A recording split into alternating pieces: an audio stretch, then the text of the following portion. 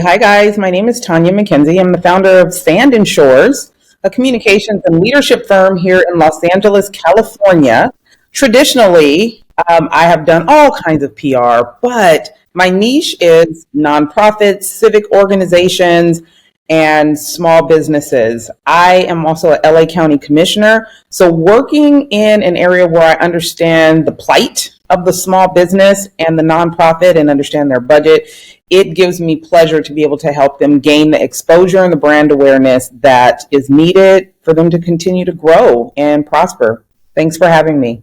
Greetings, everyone. I'm very excited to be here today among like-minded people and professionals in PR and communications.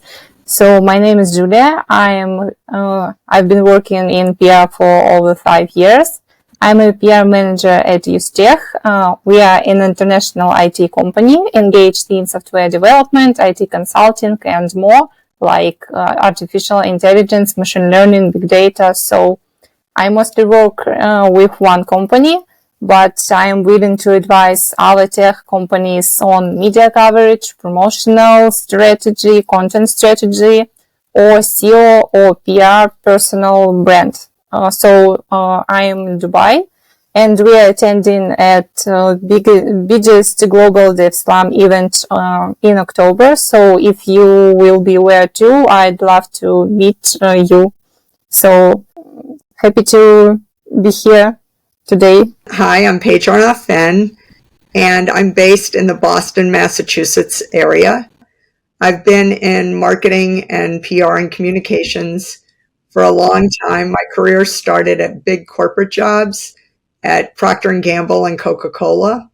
And then I ran marketing at 3 startup companies, one in Los Angeles, 2 here in Boston.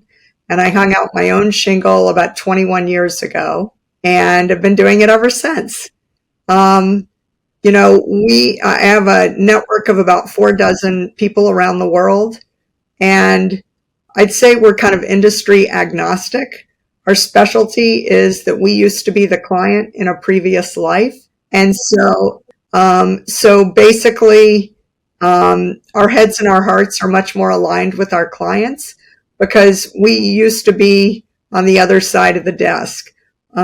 So we are very scrappy, very entrepreneurial, and I'm thrilled to be here today with such a great panel. And I look forward to our discussion. Okay. Megan? I'll dive in as well. Thanks for taking the lead, Tonya.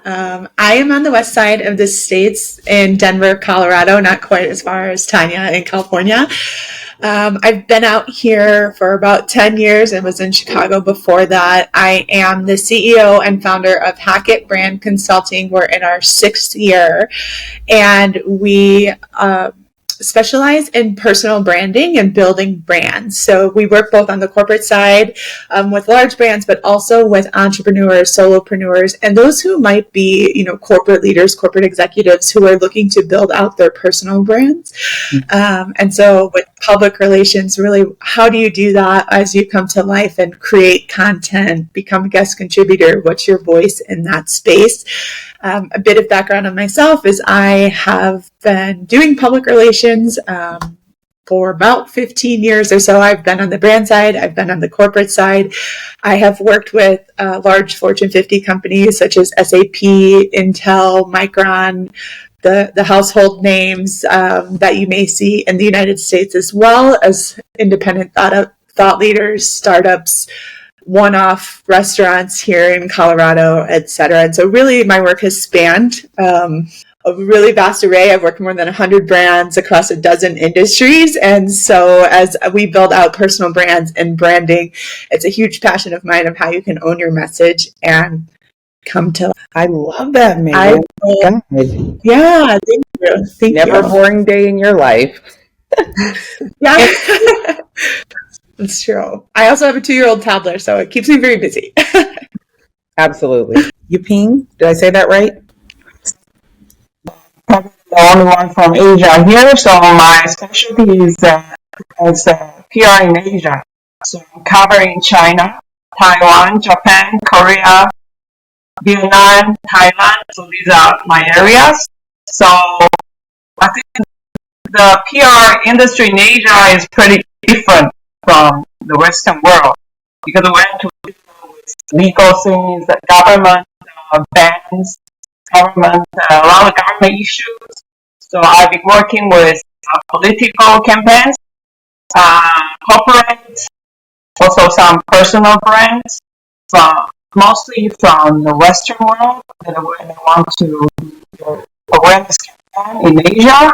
So these, I'm also saying I'm doing more the digital campaign, online PR campaigns, and sometimes also I got requests for physical out of the door advertisement. So I will be on the PR and advertisement. Andrea? Sure. Can you hear me? Yes, ma'am. Awesome. Welcome. My name is Andrea Sok. I'm the founder and CEO of Sok Influencer PR. We specialize in combining the power of PR and influencer marketing. We primarily serve small businesses, nonprofits, and startups. We do work with a lot of creatives, and I'm based in Washington, D.C. Awesome. Nice to have you. Well, we're going to go ahead and kind of get this party started. And I would love to hear from each of you about how AI is affecting your practice. How is it impacting the PR work that you are doing? Megan, want to start us off? Yeah, I love that question because I think when, especially ChatGPT came out, people kind of stutter step like, what's happening with careers? Where is it going? And I had to remind a lot of people that AI has actually been around. It just hasn't been in the forefront of like content marketing.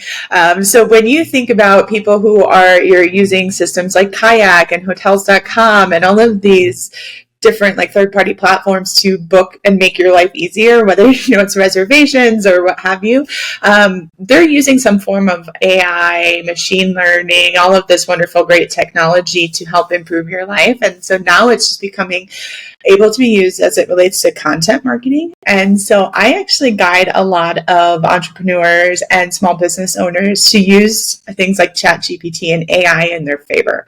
And so a great way to think about that is if you are looking to create content or looking for PR ideas and topics of how you can pitch yourself, or maybe you just don't even know like the best way to message and really clarify your message, is you can use an AI tool like ChatGPT to help you get ideas to spark the conversation.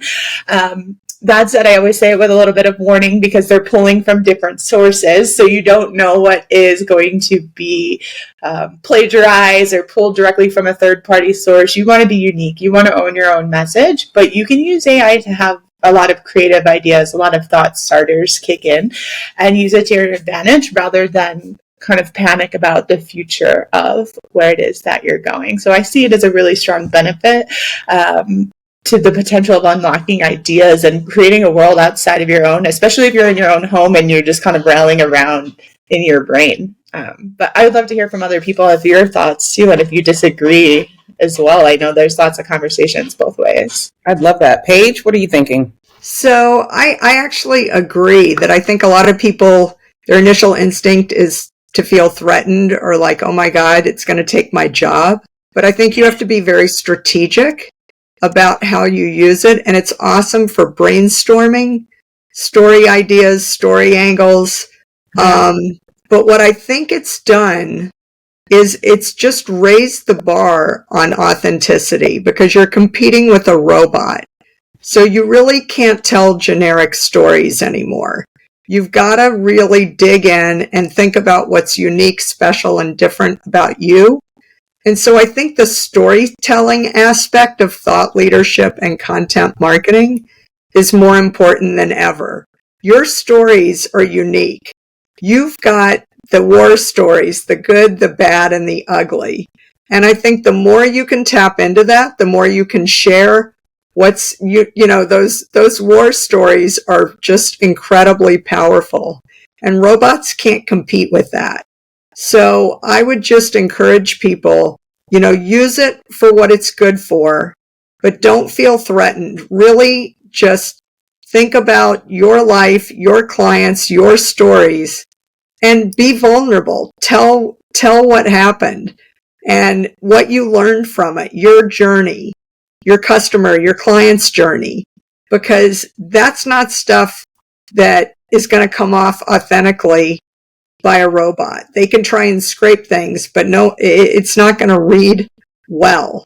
So I just think, if you think about how you can be the most vulnerable and the most authentic with the things that went right, but more importantly, maybe the things that went wrong, I think you beat the robot every time.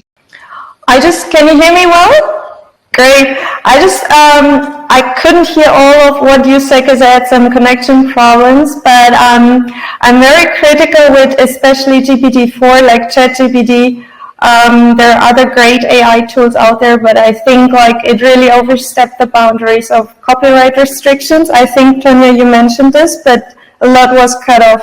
So basically this is what creative entrepreneurs are living from, like to create copyright and things. And then it was just sourced. There are large language models that are trained on much smaller sets and delivering the same output without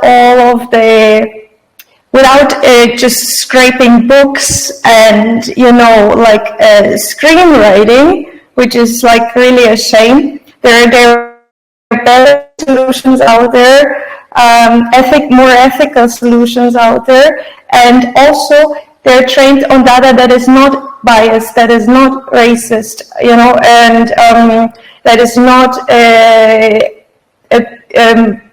for males, because the history of humans has been like that. And so what I love, for example, really like for PR work to use is our more specialized AI solutions such as Grammarly. Like it's really well trained. So if you write like guest articles for publications or interview answers, it really gives you great advice without, but it's still your own word. And I even encourage now the people that I work with to just leave in some, grammar issues or leave in your own tone of voice to bring in authenticity, because GPT-4 just takes it away. And I truly believe now if you don't have this essay structure that GPT delivers, it's more authentic. So I'm even pro mistakes in grammar now, or if I use Grammarly, but then, still have your own tone of voice, your own wordings, some tweaks, some dialects. I don't know, like get me back some authenticity. Yeah. I want to throw in that recently I had a journalist send out a journal request, but also said, we now have tools. Now you have tools to help you, but we also have tools to see if you are plagiarizing or pulling from ChatGPT. So definitely be careful with using exact verbiage. I love what Megan said in regards to tools. It's definitely a tool, but like anything, you can abuse a tool. So be careful, because now they're coming out with their own tools to see how we are utilizing ChatGPT and other AI tools. Hey, Miss Chandra, nice to see you. You want to introduce yourself to the people? Hi, everyone. My name is Chandra Gore. I am the founder and principal consultant of Chandra Gore Consulting. We are a boutique PR, public relations, and business consulting firm based outside of the DC area. I should say I'm in the DC, Maryland, Virginia, the mid-Atlantic in a way. But we specialize with smaller businesses, authors, different niche brands that want to get their reach both nationally and internationally, and especially their local space. So I want to thank you all for having me on the panel today. Thank you, Melanie. I do want to jump into the AI conversation really quick. Please do. So I actually, from the beginning, I've always asked my clients to either send me a voice memo that I can transcribe and have as a backup for when we're submitting answers and stuff like that, because of the fact I saw this coming. And, we've had a lot of, we've seen in the news where people have plagiarized or have misrepresented themselves as experts and things of that nature. So having my clients actually give their answers and talk about themselves, recording like we do an interview, has helped them prepare for this. And so I don't accept any written answers because Chat GPT has become a crutch instead of them going to their mind, going and speaking from their expertise and speaking from what they've worked hard to build. Some people have been using that. So if anything, I would say always have them in a voice recording or do an interview with them and ask them the questions so that the responses are genuine, and you can send that over to the journalist so that they know that it's authentic. I love that. Anyone else want to jump in on this AI Chat GPT conversation? I would speak about AE-assisted instruments. So AE-assisted content writing is widely recognized, but increasingly I'm seeing a lot in inquiries from journalists and no generated responses. That's why I would recommend refraining from AE-assisted content writing. So using AE-powered search or data collection tools sounds great, but content, I don't know about it. The creative part is beyond a control, in my opinion, and that's why you shouldn't actively use it. So I think that. We're in a time right now where people are getting really used to immediate gratification. And we know in our field, that's not a real thing.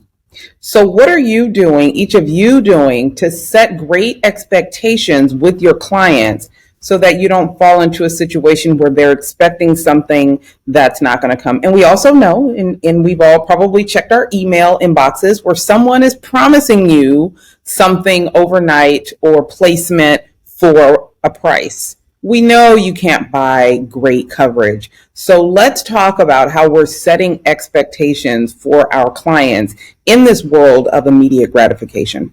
Chandra, you're on mute. I saw your head go back. Okay, listen, I'm going to say this. I am the most unserious person when it comes to this quote unquote guaranteed placement. I can get you 99 plus placements for $199, and I'm like, I had a client was like, what do I need you for when I could just pay them? I said, oh, okay, cool.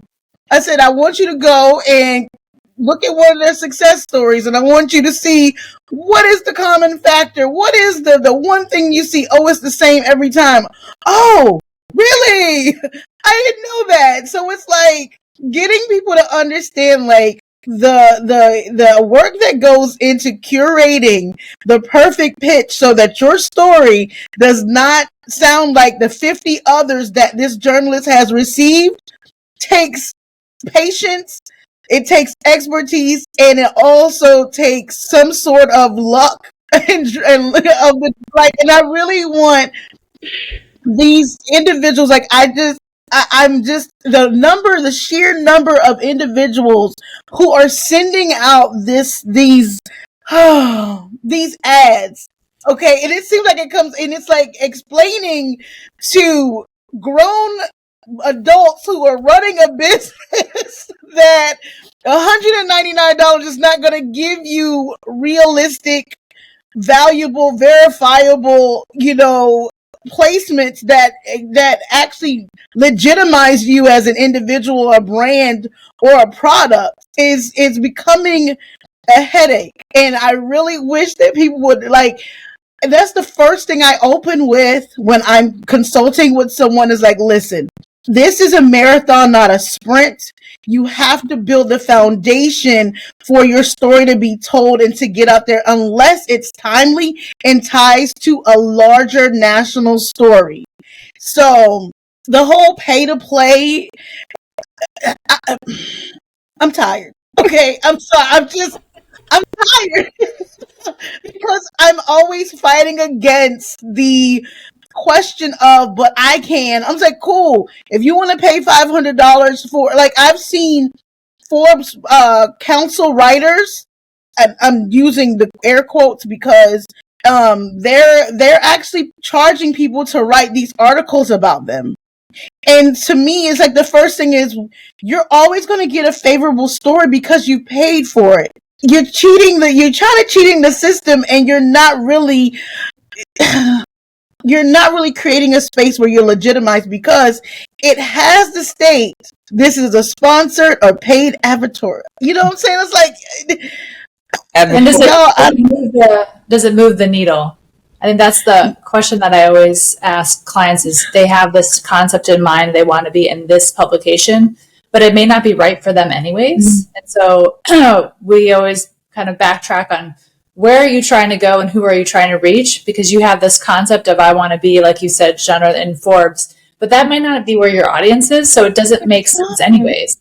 So I think it's also helping clients to really hone in on who they're trying to reach and what is the best voice and vehicle to get where they're trying to go. Well, let's add on to that, actually. So not just how do you set your expectations for them, but how do you know a client is even ready for PR? Because there are so many things that need to be in place for it to be an effective strategy. How do you ensure that they are even ready for public relations efforts and then set those expectations? Andrea, since you've got the mic, go ahead and finish that one off. Sure. So I always ask, especially startup founders, entrepreneurs who have these great ideas, great concepts, I always recommend that you do a consult call first. So before you dive in, let's find out where you are in your business plan, where you are in whether it's a product launch or a service. You may, like you said, John, you may not be ready for PR. And also, if you're one-man banding it, you may not have the bandwidth. Because we're going to line up interviews for you. We're going to line up these things. I can't go to the interview for you. So you need to have the time and you need to have the bandwidth to do the steps that take to get that great story. And if you're not there, that's fine. We can revisit it at a later time. But I always talk to clients about where they are in the process. Where are they as far as their team, their support structure, and if they're not ready, I say let's revisit this in 6 months because you're just not ready. And even if you got great coverage and you did all the things, would you be able to fulfill all that comes with that? You might be inundated with product orders or people reaching out to you, and you don't have the support staff to support the business growth. So it's really is a business question, and it's hard for a lot of people because they want to do all the things, but they might not be ready. Megan, you work with a lot of personal brands also, and I'm guessing this probably comes up often with your clients or potential clients. Maybe they're not ready. How do you judge that and then set those expectations? Yeah, I think it's a great question, and it kind of comes back to attention span as well, right? And so it's that promise of when you're thinking about your brand, it's do you know your messaging, which is similar to what Andrea was speaking about, but it's what kind of when you have an opportunity to speak, whether it's a podcast or a national opportunity like an entrepreneur magazine or international, whatever that may be, is do you know what you want to say? And do you know what that takeaway is? And so with every single client, we always work with them to really clarify their messaging, which comes back to a lot of strategy of what are we trying to do with our business? What are our business goals? And then how we come to life reinforces what we're trying to build. Because we do see people who are like, well, I want to be in insert publication. And when you start to uncover why and what they're really hoping to accomplish out of that, sometimes that publication is not going to serve that end business goal. It just sounds great, right? You're like, well, I want to be here. And it's like, well, that's not actually what your audience is reading as well. And so it's really diving into put the strategy in place first. And I've heard it said a couple of different ways of a consulting call or a kick-up call, diving in, asking the questions, making sure they're ready. But really, for me, we're kind of all talking about the same thing of like, what are your business goals, and how can your messaging and your PR strategy align with that to better tell that story? And then going back to AI, what is your story? What is your unique take on that? And why are you unique to that story versus just peppering out what you've seen somebody else similar to you do and try to accomplish? And then we know attention spans are short, right? We know that there's this great expectation of what's next, what's coming. And so how do you manage that, right? As well, of like, now that we know your message, we know exactly where it is that we want to go, how do we get after that in a way that is blended? And for me, it's not always just going after those big wins, those guaranteed placements. There's a reason why you can pay to be in advertorials and show up in those spaces versus the earned media. And so really niching down on the right audience with the right message is going to be key. Yeah, I completely agree. One thing we haven't discussed is your online presence. And I think if we've learned anything during the last 3.5 years, if you don't exist online, you don't exist. And one of the biggest things I really try and make sure my clients understand is if your online presence is not where you want it to be, I am very confident in our ability to draw PR and attention to your website.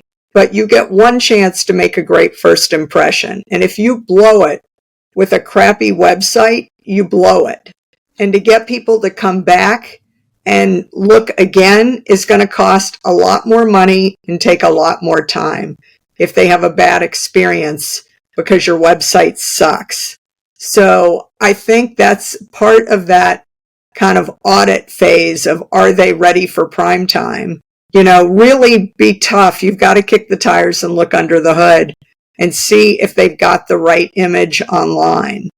And then building on something that Megan said, I think it is a challenge with clients when they say, I really want to be in XYZ media. And you know that that's not really the best place for them. You know, we had a client that, you know, wanted the Wall Street Journal, the New York Times, like, you know, all the A++ media. And I said to her, you know, I'm thinking airline magazines. And she just really turned her nose up and thought that was so lowbrow and so like she was so far above airline magazines. Well, we got a really great piece placed in an airline magazine. She got more attention from that airline magazine than any quote we got her in any of the quote A+ media. Because, you know, if you're traveling, you're always running out of, you know, you brought your book, you brought stuff to do, you know, the flight's been delayed. What do? You pick up the airline magazine. You have a captive audience.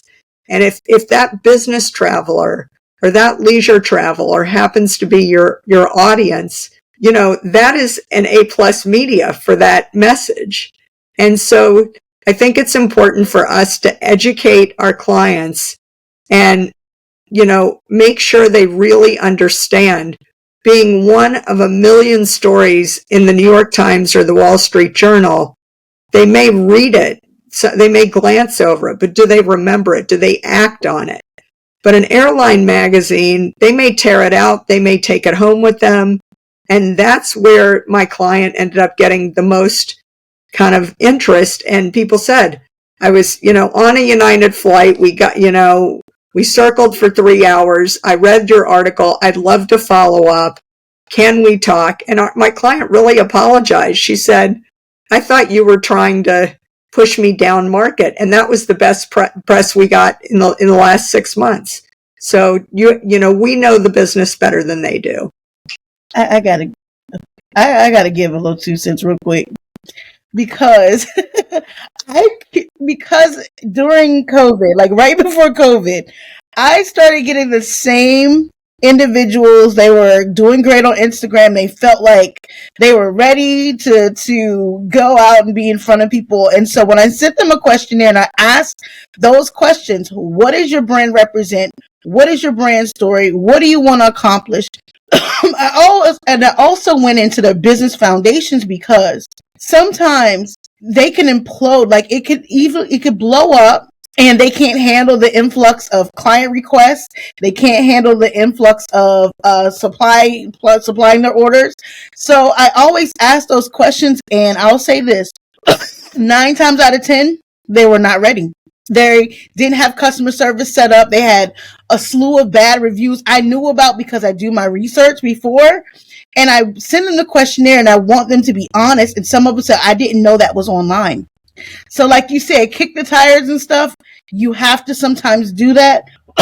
Sorry, guys, my allergies.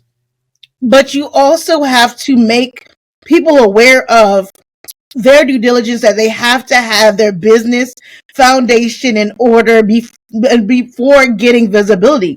Because the one thing anybody can see is inauthentic and unpreparedness. So yeah, so that is something that I will say. I'm glad you said to take the time to do that, because their online presence, like you said, the crappy website, some of them didn't even have a website. And I'm like, so where do you want people to go? Oh, Instagram.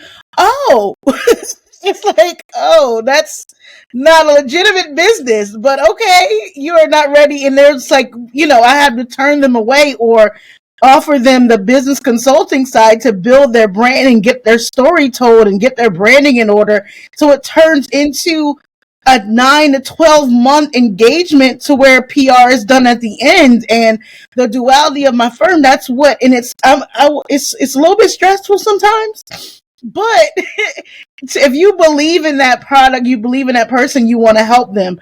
But those who want to do the work, but you're absolutely right, you have to kick the tires on some of these people who feel that they want to be informed, but they can't tell you why.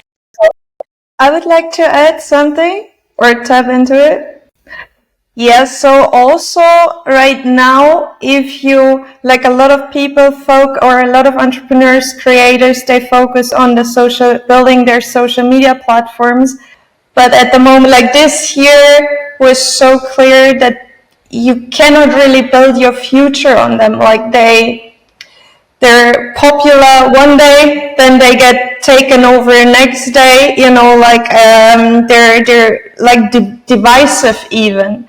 So in the time, like I just also would like to emphasize, like in the time of earning press coverage, it's important to build your own media, meaning like your website, blogs, or the publications that you actually own the access to. Because you could have worked like for years building, I don't know, Twitter, and then it doesn't resonate with your audience anymore, because suddenly there's also like a political opinion in which social media platform you're using, Like I would like to also like hear your opinion on that. Yeah, I would love to chat and like talk about that, and then also like ask like Julia and Yuping to dive in as well, because I think public relations is so important. And I do some work where we build brands and business, and it sounds like several of you do as well, where you're in the back end of a website and you can see where traffic is coming from. And so you're going to have a mix. And what I always encourage people to do is look at a healthy mix, right? So who's coming direct to your website? Who's coming from the popular search engines? Who's coming from third-party sites, which is what PR will fall into. So the wallstreetjournal.com is a perfect example. And then social media, of course, and then paid media. And so where is a healthy mix of traffic coming to your business from? Because to Melanie, your point, like social media is different, and it's different in different parts of the world, and TikTok is banned in certain states, certain countries. And so if you're only focusing on telling your message on one platform and you're not focusing on building your own, that's very different than what is happening in Asia. WeChat it's so different, right? Like you have WhatsApp, you have different platforms that people are using. Same thing in Europe, like it's different based on where you are. And so understanding who you want to reach, where you're selling to, where your community is coming from is instrumental, and who you can serve based on that, because people are using platforms differently. And there's a lot of that we can uncover, like a whole other legal slew what's banned in different countries versus here versus different states, or here being where I'm at in Colorado.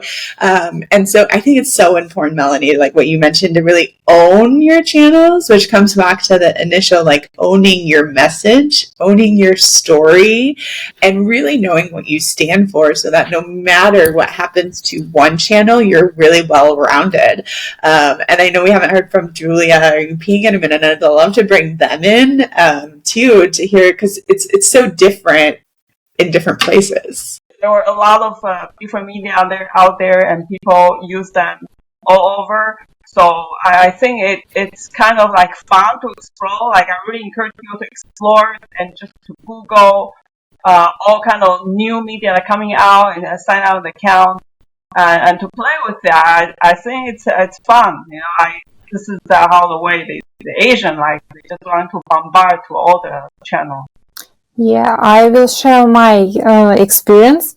We started making our own media at Usetech, and faced with some difficulties. We had to develop an editorial policy, talk through the topics. So we would cover something like artificial intelligence, technology, human resources, or something more, and build a community. It wasn't easy, but it's worth it. It gives us additional traffic, recognition. We help our employers develop their expertise. We help young authors develop their writing skills. And it's awesome. That's why I believe that creating your own media should be one of the first tasks before an entrepreneur. So own media has broad advantages. Firstly, you can build your own community of media members, authors, moderators, and editors, so other people. Secondly, you increase your brand awareness, or build your personal brand or the personal brand of your founder, your employers. And third, you can demonstrate your brand's expertise in certain industries like tech, like IT, like business. So what industries you work, you can translate your brand expertise as you want. I thought it's been a great discussion, and we've had perspective from all corners of the world. It's been a really nice group, and I'm really thrilled to have been part of it. This has been a lot of fun. Thank you so much. Right. Thank you. Bye, guys.